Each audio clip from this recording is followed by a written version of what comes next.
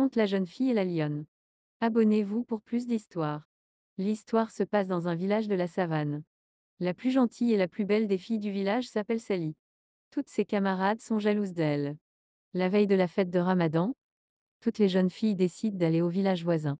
Elles veulent se faire tresser les cheveux chez Fatou, la meilleure coiffeuse de la région. Sally n'a pas fini de laver la vaisselle de sa mère. Elle dit: Je vous suivrai quand mon travail sera terminé. Je ne connais pas le chemin. Mettez des branches sur les chemins que je ne dois pas prendre. Ainsi, je pourrai vous suivre. Les amis de Sally partent tout ensemble. En chemin, une fille du nom de Namara dit: Écoutez, les amis, j'ai une bonne idée. Sally nous prend pour ses servantes. Elle ne veut pas marcher avec nous. En plus, elle nous commande. Il faut lui jouer un tour. Une autre fille s'écrie: Tu as raison. Je ne l'aime pas. Elle croit qu'elle est plus belle que nous. Qu'allons-nous faire? Namara répond: Je vais vous le dire. Écoutez-moi bien. Toutes les filles écoutent Namara.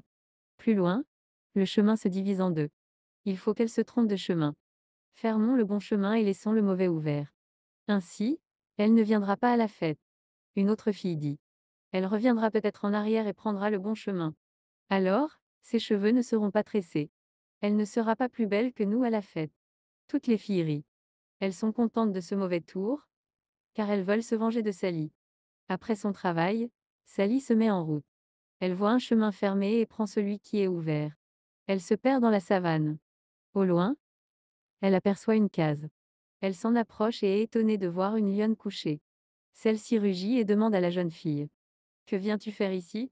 Sally se met à genoux et dit poliment: Je m'excuse de te déranger. Je vais chez la coiffeuse du village voisin. Mes camarades m'ont trompée, car je leur ai demandé de me diriger en mettant des branches sur les chemins qu'il ne faut pas prendre. Mais elles m'ont induite en erreur. La lionne répond: Relève-toi, jeune fille. Tes camarades t'ont joué ce tour par jalousie. Moi aussi, je sais tresser les cheveux. Je les tresse mieux qu'une coiffeuse. Assieds-toi là. Ne bouge pas. Merci, madame. Seulement, quand je commence ce travail, je ne dois pas m'arrêter. Mon mari va bientôt rentrer de la chasse. Je dois aller à sa rencontre.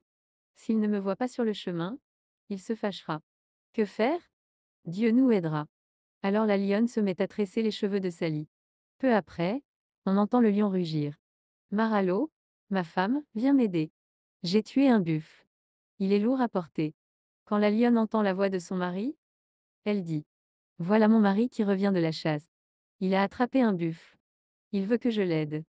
Alors Sally répond: Aujourd'hui, ta femme Maralo est occupée. Maralo fait un travail de femme et toi, tu dois faire ton devoir d'homme. Tu es foreur, amène le buffle tout seul. Le lion est étonné. Quelqu'un ose lui parler ainsi. Il tire le buffle de toutes ses forces. Enfin, il arrive près de la maison, mais il ne se fait pas voir.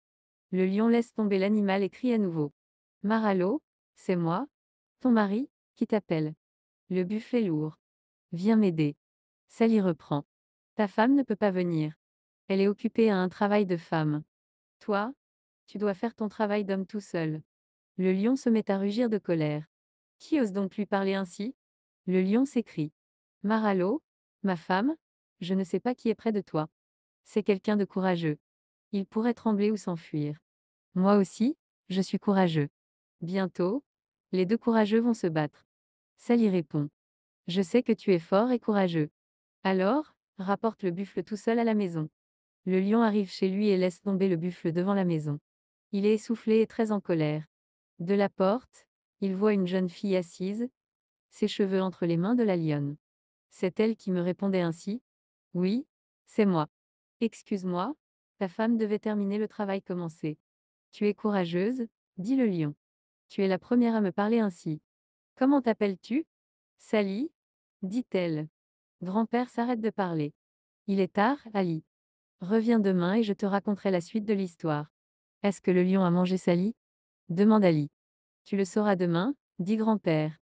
Le lendemain, Ali revient pour connaître la suite. Où étions-nous, la dernière fois? Sally a dit son nom au lion qui la regardait sans cesse. Je continue, écoute bien la suite. Le lion dit à sa femme: Maralo, j'ai des bijoux dans mon sac. Prends-les et mets-les dans les cheveux de Sally. C'est une récompense que je donne aux personnes courageuses comme elle. Sally, Voici encore cette camisole et ce pagne tissé de fils d'or. Ils sont à toi. Sally remercie la lionne et le lion et retourne toute heureuse au village. La voyant revenir, ses camarades se mettent à rire d'elle. Les cheveux de Sally ne sont pas tressés. Elle se couvre la tête avec son pagne. Demain, la plus belle sera la plus laide. Le lendemain, la danse commence sur la place publique. Tout le village est présent sauf Sally, qui n'a pas fini de s'habiller. Sally ne viendra pas à la fête d'aujourd'hui, disent les filles. Sans doute, la honte la rend malade. Quelques instants après, Sally arrive habillée comme une reine. Elle entre dans la danse. Les tam-tams résonnent plus fort. Les griots chantent ses louanges. Tout le monde admire les bijoux et les habits de Sally. Ses camarades, qui étaient jalouses d'elle, lui demandent pardon. Nous étions aveuglés par la jalousie. Sally, pardonne-nous. Soyons amis. C'est le plus beau jour de ma vie, répond Sally. Enfin, j'ai retrouvé mes amis et mes sœurs. Dansons ensemble et oublions le passé.